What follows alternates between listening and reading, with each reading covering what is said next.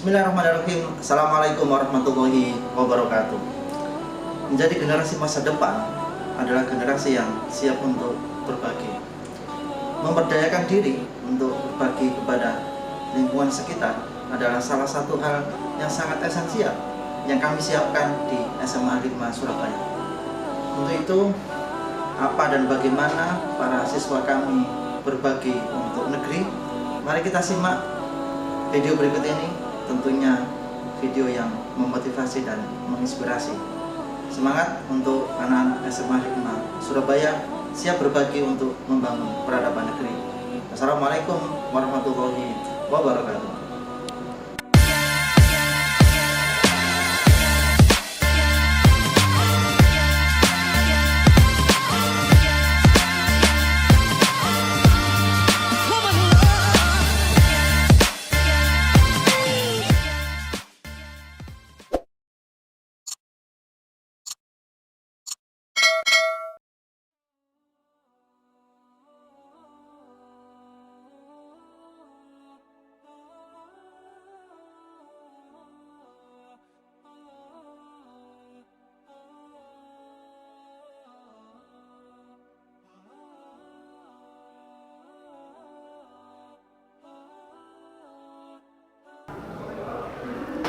Assalamualaikum warahmatullahi wabarakatuh.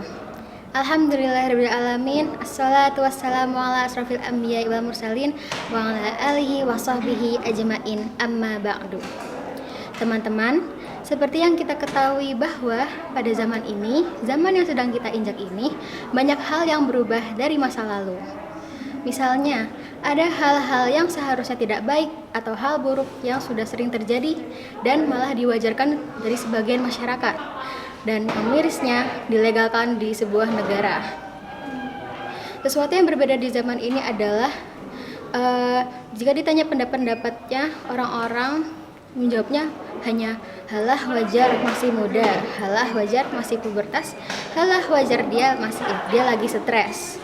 Wajar saja terus semuanya, padahal hal itu adalah hal yang buruk dan merugikan diri sendiri dan juga merugikan orang lain. Ada sebuah kisah seorang pemuda yang ahli maksiat bernama Utbah al-Ghulam. Utbah al-Ghulam suatu hari mendatangi sebuah majelis zikir oleh Syekh Hasan al-Basri. Syekh Hasan al-Basri sedang melantutkan ayat suci Al-Quran surat Al-Hadid ayat 16 yang berbunyi, A'udzu billahi minasyaitonir rajim. Bismillahirrahmanirrahim. Alam ya'ni lil ladzina amanu an takhsha qulubuhum li dzikrillah. Wa ma nazala minal haqq. Wala yakunu kalladzina utul kitaba min qablu fatala alaihimul amadu faqasat qulubuhum wa katsirum minhum fasiqun, yang artinya, belum tibakah waktunya bagi orang-orang yang beriman untuk secara khusyuk mengingat Allah dan mematuhi kebenaran yang telah diwahyukan kepada mereka? Setelah Hasan al-Basri menjelaskan kandungan ayat tersebut, orang-orang yang ada di majelis pun menangis terseduh-seduh. Lalu ada seseorang pemuda yang menghampiri Syekh Hasan al-Basri. Lalu ia bertanya, apakah Allah Subhanahu wa Ta'ala masih mau menerima orang fasik lagi durhaka seperti aku ini apabila mau bertobat? Beliau menjawab, ya, Allah akan menerima tobatmu meskipun kefasikanmu dan kedurhakaanmu seperti Utbah al-Ghulam. Mendengar hal tersebut, Utbah al-Ghulam pun tersinggung dan ia sangat syok berat sampai wajahnya menjadi pucat. Lalu Utbah al-Ghulam menjerit-jerit sampai ia pingsan. Setelah sadar, Utbah al-Ghulam menghampiri Syekh Hasan al-Basri dan dia membaca sebuah syair yang ada di sana yang berbunyi, wahai pemuda yang durhaka kepada Tuhan yang menguasai arasy, apakah engkau tahu apa yang menjadi balasan bagi orang-orang yang durhaka? Neraka sa'ir adalah balasan bagi orang-orang yang durhaka. Di dalamnya mereka akan hancur. Kehancuran yang dahsyat itu akan terjadi pada hari dipegangnya ubun-ubun mereka. Jika engkau sabar dan kuat menghadapi siksa neraka, maka teruskanlah durhakamu. Namun jika kau tidak kuat, maka hentikanlah perbuatan itu. kesalahan-kesalahan yang telah menghinakan dirimu. Karena itu usahakanlah sekuat tenaga untuk menghindari kesalahan-kesalahan itu. Setelah membaca syair tersebut, ia kembali menjerit dan pingsan. Setelah sadar dari pingsan, ia berkata kepada Syekh Hasan Al-Basri, "Wahai Syekh Hasan Al-Basri, adakah Tuhan yang Maha Pemurah dan mau menerima tobat oleh orang yang tercela seperti aku ini?" Beliau menjawab, "Tidak ada yang menerima tobat seorang hamba yang angkuh kecuali Tuhan yang Maha Pemaaf."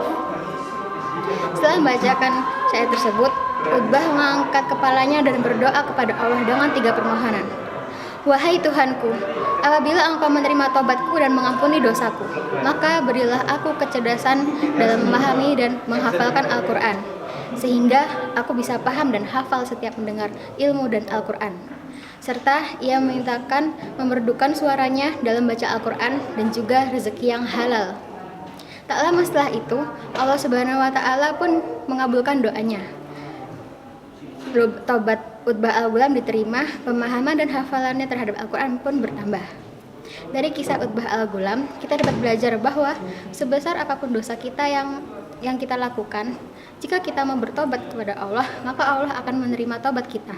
Asalkan tobatnya kita benar-benar berniat untuk menuju ke jalan yang lurus dan tidak tobat sambal.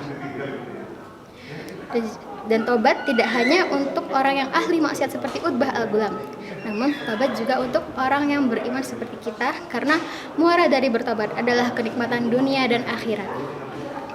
Maka dari itu, marilah kita bertobat sebelum terlambat, karena kita tidak tahu kapan ajal akan datang kepada kita. Dan hal yang paling ditakutkan oleh manusia adalah dipanggil oleh Allah saat sedang berbuat buruk atau dalam keadaan hina. Sekian dari saya, mohon maaf jika ada kesalahan dalam berkata, karena kesempurnaan hanyalah milik Allah Subhanahu wa Ta'ala. Wabillahi taufiq wal hidayah. Wassalamualaikum warahmatullahi wabarakatuh. Assalamualaikum warahmatullahi wabarakatuh. Alhamdulillahirrabbilalamin. Wabihi nasta'inu ala umurid dunia waddin. Asyhadu an la ilaha illallah wa asyhadu anna muhammadan abduhu wa rasuluh la nabiyya ba'dah. Puji beserta syukur marilah kita panjatkan kepada Allah Subhanahu wa Ta'ala yang telah memberikan kita beribu-ribu nikmat hingga hari ini. Tidak lupa salawat serta salam tercurahkan kepada Rasulullah SAW, keluarga beserta sahabat. Semoga kita semua mendapatkan syafaatnya dan mendapat petunjuk hingga hari kiamat nanti. Apa kabar sahabat muslim sekalian? Semoga kita semua selalu dalam lindungan Allah. Hari ini saya ingin menyampaikan sedikit pesan yang semoga dapat kita ambil hikmahnya bersama. Siapa sih yang tidak suka dengan harta? Tentu banyak di antara kita yang begitu menyukai harta. Sebab harta itu dianggap mampu memenuhi segalanya. Segala kesenangan di dunia bahkan dapat didapatkan dengan harta. Selain itu, harta juga merupakan salah satu kepentingan yang mendasar bagi kehidupan manusia. Ya, inilah harta yang kita sebut dengan materi. Namun, Islam juga menempatkan harta benda ini sebagai ujian hidup untuk manusianya. Seperti yang terdapat dalam Quran Surat At-Taghabun ayat 15 yang berbunyi, A'udzu billahi minasyaitonir rajim. Bismillahirrahmanirrahim. Innama amwalukum wa auladukum fitnah wallahu indahu ajrun 'adzim. Shadaqallahul azim. Yang artinya, sesungguhnya hartamu dan anak-anakmu hanyalah cobaan bagimu, dan di sisi Allah pahala yang besar. Dalam Quran Surat At-Taghabun ayat 15 ini juga dijelaskan dalam sabda Rasulullah SAW, jika manusia dapat menahan diri dan tidak berlebihan cintanya kepada harta dan anaknya, melainkan cintanya kepada Allah lebih besar daripada cintanya kepada yang lain, maka ia akan mendapatkan pahala yang besar dan berlipat ganda.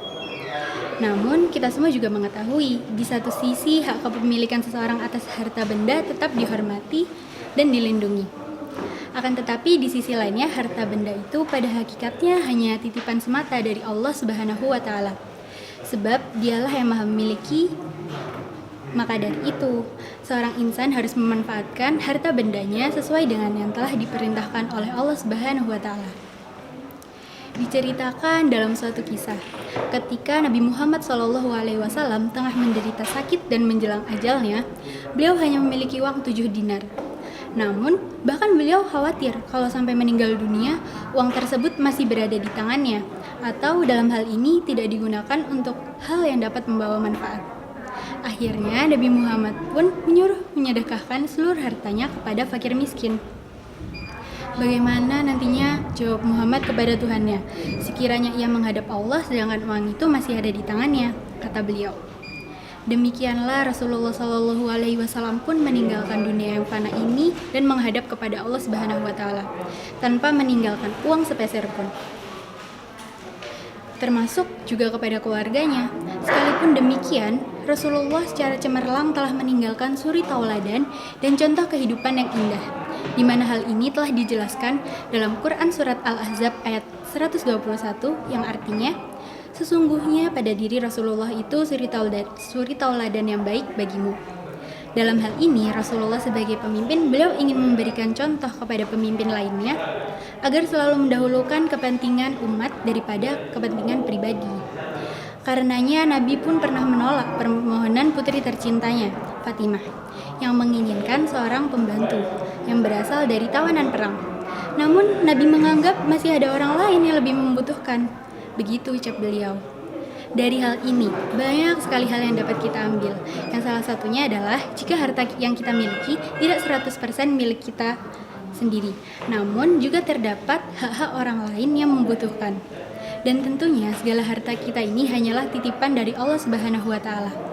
Dialah zat yang maha memiliki. Seharusnya seseorang itu malu ketika di dalam hatinya tersirat sedikit saja rasa sombong atas harta yang dimilikinya, yang sebenarnya tidak memiliki arti apapun jika dibandingkan dengan kebesaran Allah Subhanahu wa Ta'ala. Serta sebagai seorang muslim, kita juga harus dapat memanfaatkan dan mengelola harta kita dengan sebaik-baiknya dan menggunakannya untuk hal-hal yang bermanfaat untuk umat dan juga bangsa.